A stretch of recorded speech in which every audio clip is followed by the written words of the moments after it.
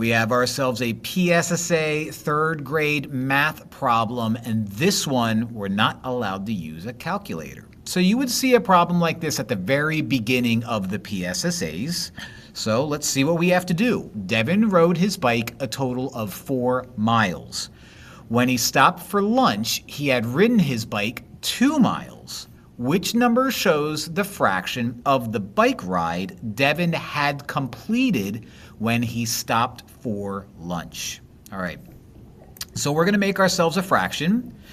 In the denominator, the bottom of the fraction is going to be his total bike ride. In the numerator of the fraction is how long he rode when he stopped for lunch. So let's set that up. His total bike ride, according to this sentence right here, is 4 miles. Devin rode his bike a total of 4 miles. So let's put 4 in the denominator on the bottom. Now, how about the lunch part? Well, when he stopped for lunch, he had ridden his bike 2 miles. So let's put the 2 up there.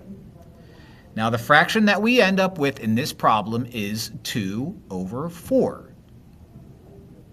So when we look at our options, 2 over 1, no. 2 over 4, yup. 4 over 2 is upside down, and 4 over 4 is just ridiculous.